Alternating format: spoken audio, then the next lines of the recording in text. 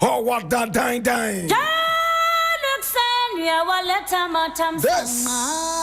is the voice of the patriot where we speak truth to power. Now here we don't criticize, but if we must, we'll do it only on one condition: to build and not to destroy. That is why we keep saying we are in the service of God and country.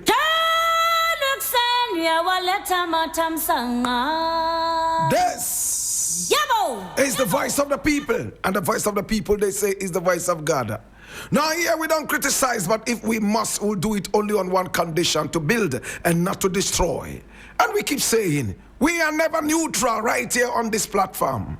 We have taken sides, the side of the truth.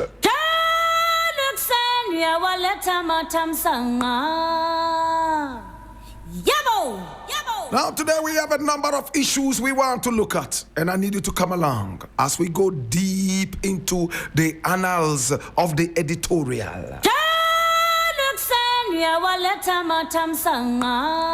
And the very first story is taken from Graphic Online. The National Communicator, it says, and I read: head porter convicted of stealing Obechebe Lamte overpass guardrails. And I read: a 48-year-old head porter, aka male Kayayo, has been convicted of destroying and stealing 6 metal guardrails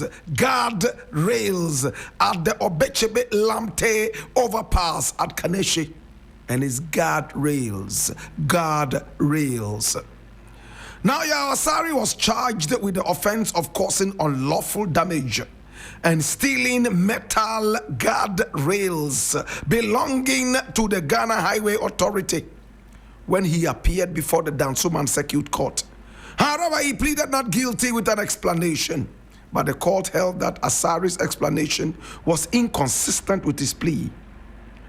The presiding judge, El Alawa Abdul Basit, therefore convicted him on his plea and remanded him. Now sentencing has been deferred to July 2, 2025. Now the accused person is to remain in custody to allow prosecution to furnish the court with the value of damage caused to the overpass. Now what really happened? Per the facts narrated by the prosecution led by Chief Inspector Emilia Mensah, the complainant Adam Alasan resides at Sukura, while the accused Asari lives at Kwame Nkrumah Circle. She explained that a few months after the completion of the Obechebe Lamte overpass, it was observed that the metal guardrails supported by offset blocks were being stolen. As a result, surveillance was mounted. On June 9, around 11:30 p.m., the complainant and his patrol team encountered a mob assaulting the accused. They intervened and rescued Asari. However, investigations at the scene revealed that he had removed 6 pieces of the metal guardrails from their offset blocks. Asari was handed over to the police along with the exhibits and a shifting spanner tool. During investigation and interrogation, he admitted to the offense, stating that he removed the metal pieces to sell to scrap dealers. Meanwhile, efforts are ongoing to ascertain and confirm the value of the damaged metal.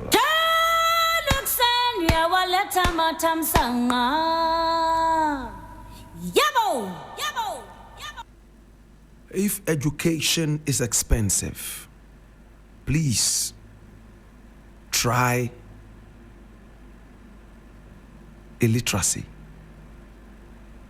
It is sad. My brother, the government tries as much as possible to make road transport safe. Guardrails are built and erected to prevent cars from skipping over and falling off overheads. Guardrails are erected, my brother, my sister, to even protect pedestrians.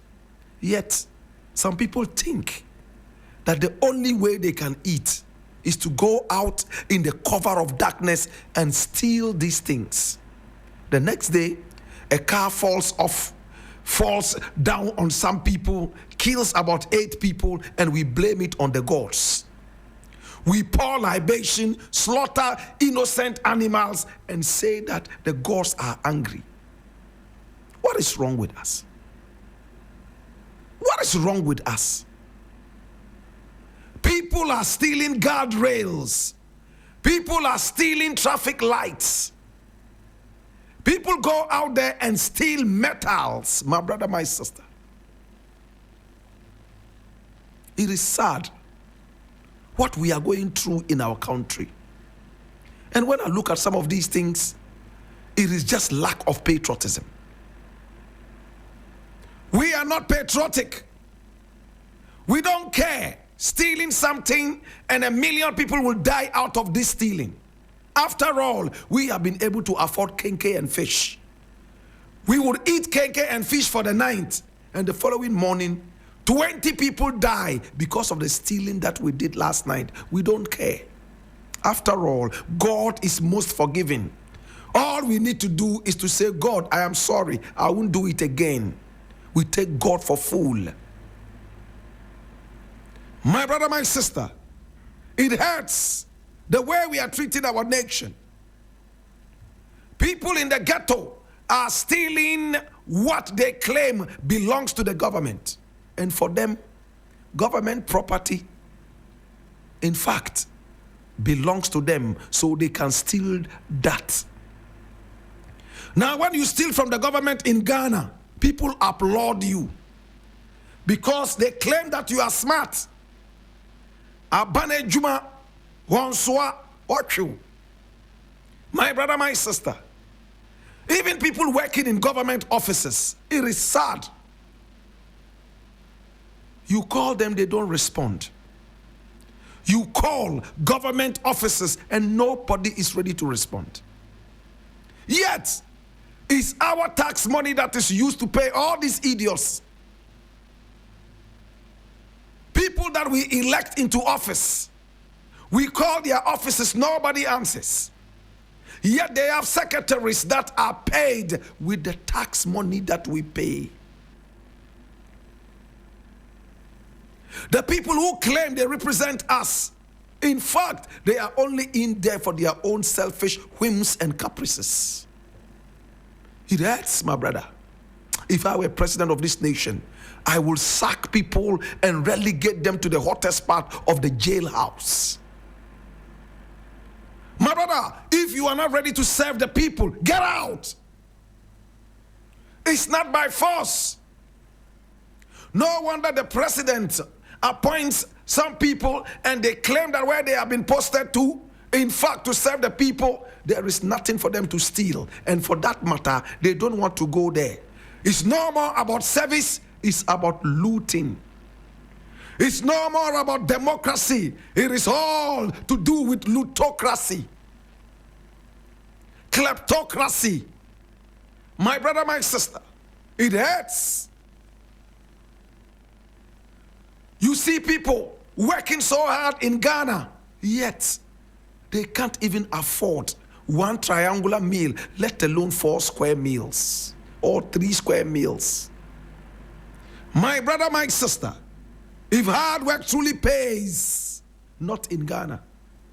The most hardworking people, my brother, my sister, are those who are paid the least. Yet if you see how much they work, it looks like people are getting fed up with the country. They are losing interest in the country and patriotism is suffering. My brother, go to America, go to England, go to China, go to India, and see if people steal guardrails, if they steal traffic lights. Even junkies in America, they don't steal guardrails.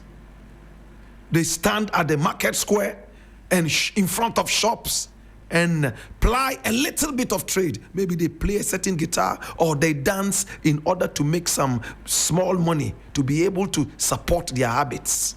Not in Ghana. Ministers are junkies. Government appointees are junkies. Junkies of stealing. Junkies of irresponsibility. It's so painful, my brother. We claim we don't have lights on the street. When the lights are fixed, we are the same people who steal the bulbs. We steal wires that connect to the national grid. What is wrong with us? I am glad that this idiot here, my brother, my sister, will go to jail. And when he goes to jail, let us teach him some trade. At least, my brother, he will come out as a better person. Again, if it is only the small thieves we are arresting and leaving the wound to miss, and what's the other guy called? The other guy, that spectacled guy, my brother, my sister, all of them, we have to take them one after the other. All the big thieves must also be arrested. I leave it here.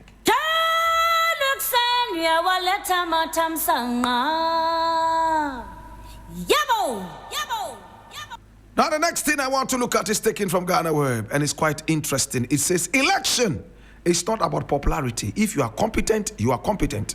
And this is a University of Ghana lecturer who we all know. Now, political science lecturer at the University of Ghana, Dr. Kwame Asante, has cautioned that the new patriotic party must prioritize competence over popularity or long-standing visibility as it prepares for the 2026 presidential elections. Now, speaking in an interview on Joy FM on June 24, 2025, Dr. Asa Asante argued that the ability to understand and address Ghana's economic challenges should be the defining trait of the party's next flag bearer, not how often a candidate has contested or how well known they are.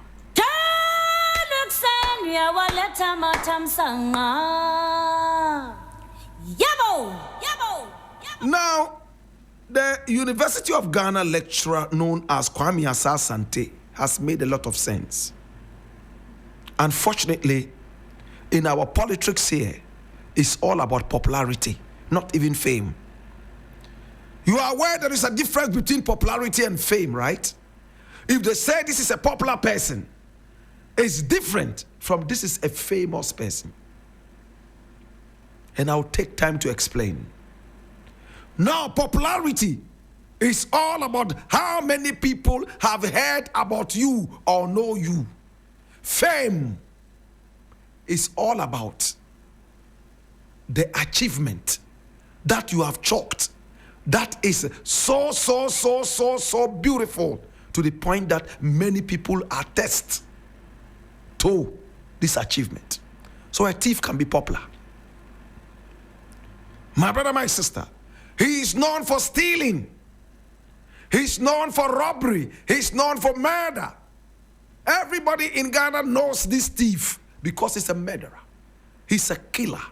He's a thief. That is a popular person.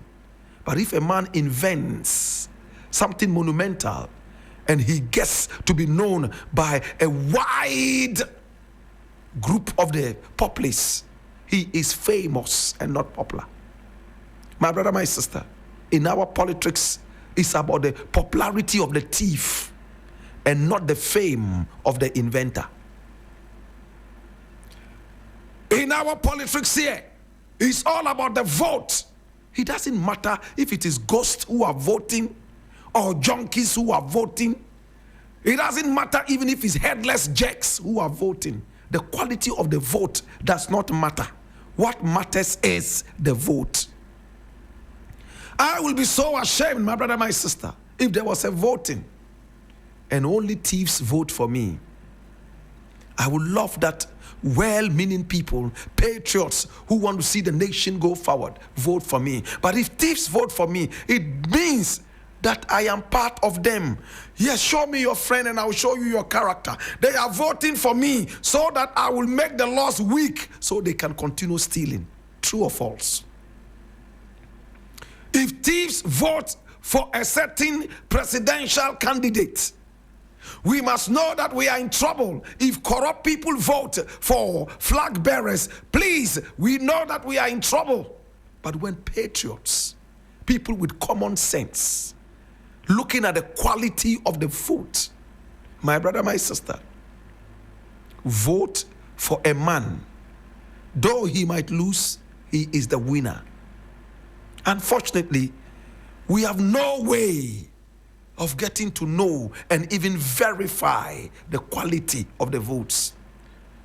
Unfortunately also, all these areas that do not matter, all these areas that are full of thieves, all these places that are full of vandals, they are those that carry the vote because they are in the majority. I will be sad that politicians all of a sudden start praising me. I know I'm in trouble. These are thieves. In Ghana, politicians don't have any good name. They are thieves. Ungrateful idiots who are not ready to serve the people with a clean heart. No wonder they say Satan is their king. My brother, my sister, when the elections were happening last year, we saw so many politicians troop in and out of this place speaking sugar-coated words. Today, we can't even reach them on phone.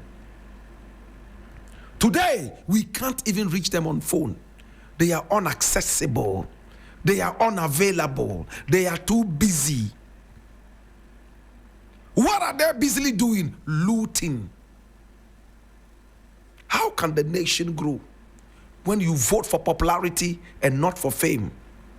Well, Asa Samti has spoken. He says, please, let us look at fame. Let us look at competence and not necessarily votes. When we start doing this, my brother, my sister, things will get better. No wonder in America, they have electoral votes. Every state has a certain magnitude of electoral votes, whatever they call that. The quality of the votes. Because a lot of our people do not know the difference between popularity and fame. Somebody can just come and give you 2 pesos and you will vote for them. In Ghana, there are some areas where you can give people 50 Ghana cedis each and they will all run and vote for you. Yet in some areas, 10,000 Ghana cedis will not even move them.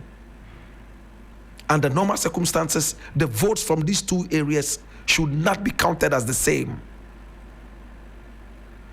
Any which way. This might sound controversial, but it is what it is. We always vote for the popular person. We always vote for somebody that the people know and not the competent one.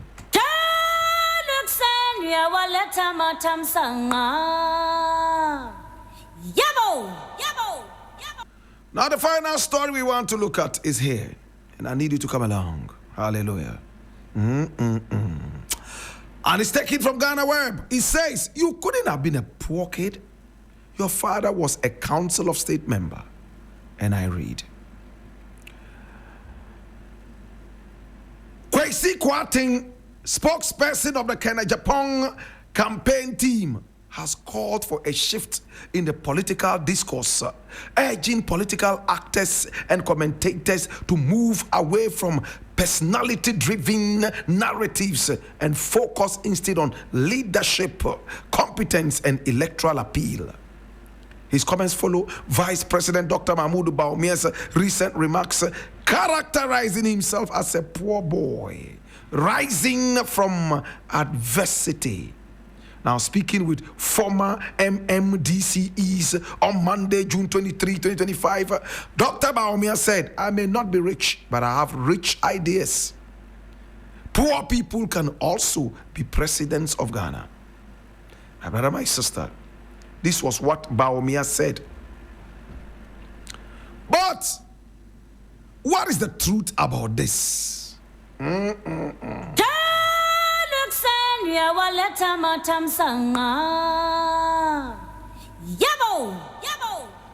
brother, my sister, who was the father of Alhaji Bawumia? Who was his father? His father, my brother, my sister, was a Ghanaian politician, a lawyer, and the paramount chief of Perga in the northern region of Ghana. He was the chairman of the Council of State in the Fourth Republic from 1993 to 2000. Please note that. Chairman of the Council of State from what? 1993 to 2000. My brother, my sister, this is the person I'm talking about. And when was Mahamudu Bawumia born? His son. He was born long before he became the Council of State. If Mahamudu Bawumia claims that he was a poor kid, he couldn't be too wrong. Let's be careful what we put out. Bawumia said he grew up poor. Another person comes to say, hey, it's not true, because your father was the Council of State member that we knew and the chief of Perga in the then northern region. But you ask yourself, when was the father the Council of State member? And I've just made the facts known. 1993. How old was Mahamudu Bawumia in 1993? Even Black Rasta, I was 19 years old in 1993. Bawumia, who is about 10 years older than me and even beyond, was far older. If I was then almost 20, then Bawumia was 30 plus. He started life hard. Like all other children from the northern region. He went through hell. He saw poverty, raw poverty. My brother, my sister, if Bawumia said he grew up poor, please don't doubt him. But is he still poor? Let's go to Agyapong. Agyapong grew up very poor as well. Now listen to this analogy. Agyapong grew up very poor. At a point, he even sold PK on the streets of Accra and beyond. He sold candies. Yes, hacks, chewing gum, hacks. PK on the streets of Accra. He struggled. Having dropped out of school, he realized his only way forward was to hit the streets running, and he ran the streets with PK and much more. He saw suffering. He saw raw, red poverty, and he didn't want to taste it anymore. So he was ready to do everything possible to escape poverty, same as Bawumia. Bawumia found his Messiah in education. So he went to school. He had scholarships left, right, and center to be able to push him to where he is right now. Kennedy was not academically bright like Bawumia. So he hit the street the hard way. And he made it through his business.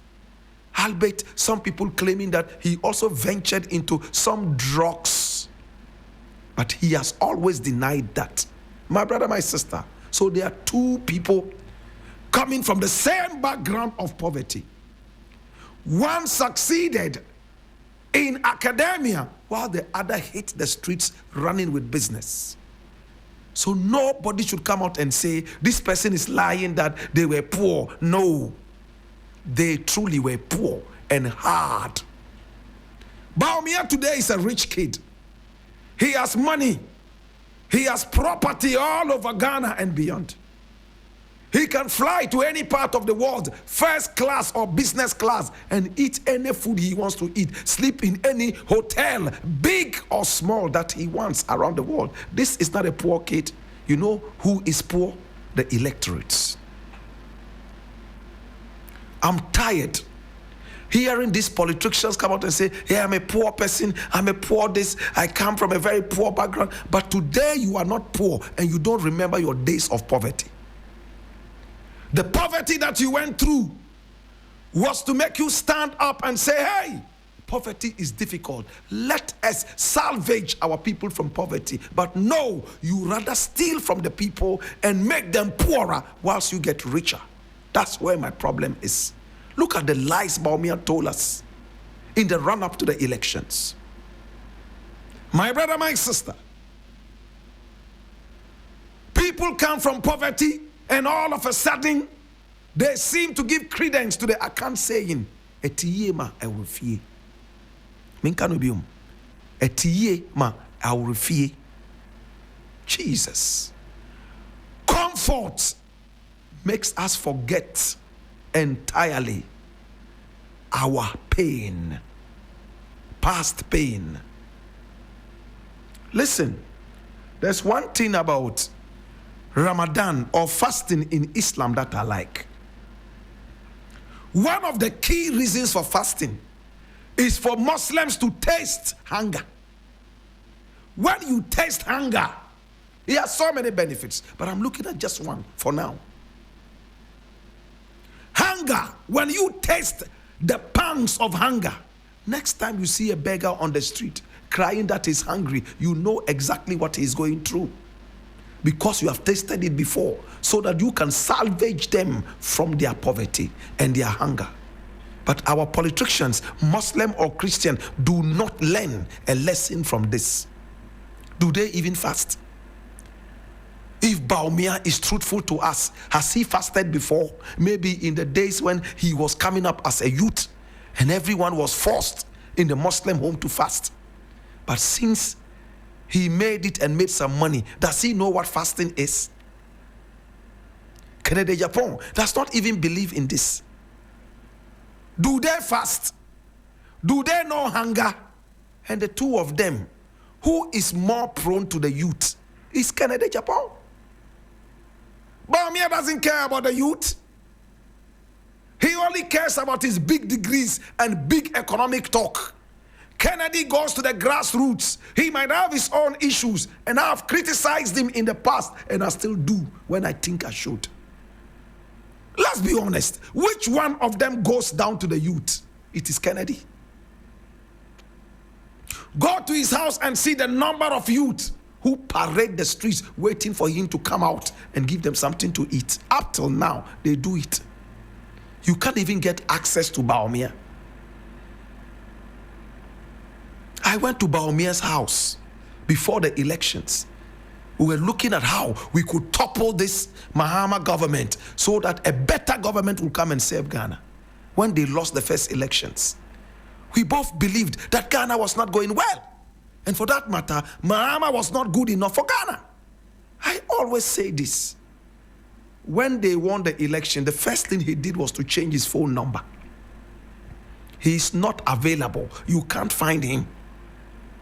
The same people who strategized to remove whoever, they don't have anything to do with you anymore. They are in a different class called the political class. You continue to be with your riffraffs.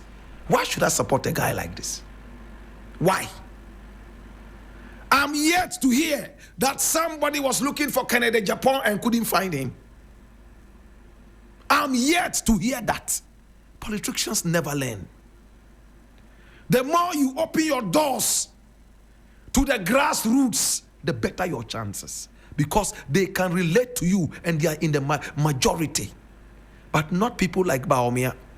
They believe in suit, coat and tie, drink big tea.